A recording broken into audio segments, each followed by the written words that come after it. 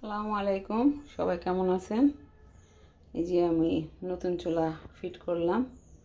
আজকে প্রথম আমি এই চুলায় রান্না করব বিসমিল্লাহ বলে।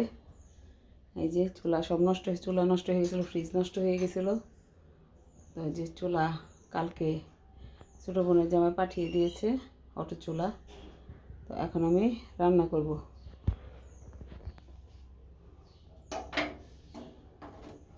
বিসমিল্লাহ। এই যে ভাতটা বসিয়ে দিলাম।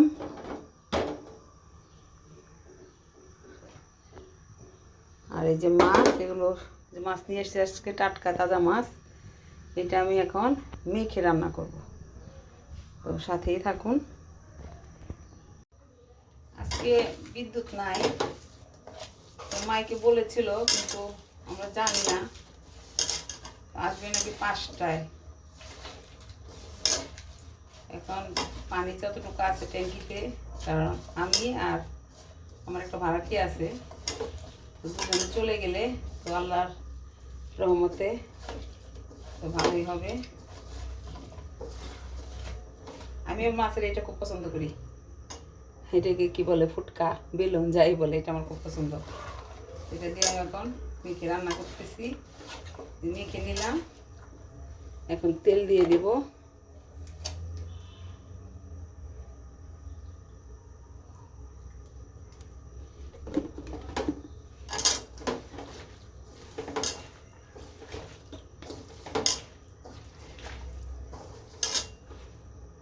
এখানে সব রকম মশলাই দেওয়া আছে। এখন আমি একটু পানি দিয়ে দেব। এই পানি দিয়ে রান্না হয়ে যাবে।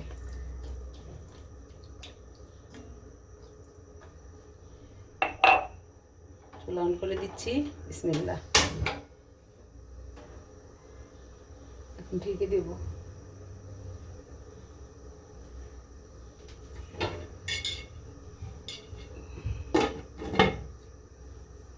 মাত্র আসছি তো বাসায়, সব কিছু একটু উলট পালট লাগে, তারপর ঠিক হয়ে যাবে ইনশাল্লাহ। কিছুদিন পর হয়তো মাঝখানে গেলেই ঠিক হয়ে যাবে।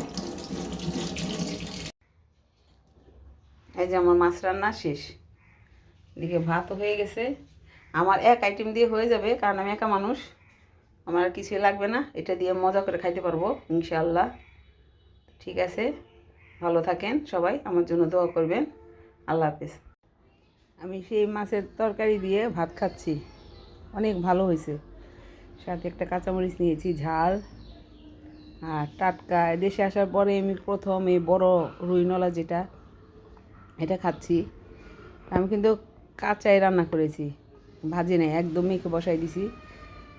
তো খেয়ে দেখে অনেক মজা হয়েছে, আমি অনেক শান্তি মতো ভাত খাচ্ছি। আর প্রায় 1.5 বছর পর আমি এরকম টাটকা রুইনলা খাচ্ছি। আচ্ছা ঠিক আছে, সবাই আমাদের জন্য দোয়া করবেন। আল্লাহ হাফেজ।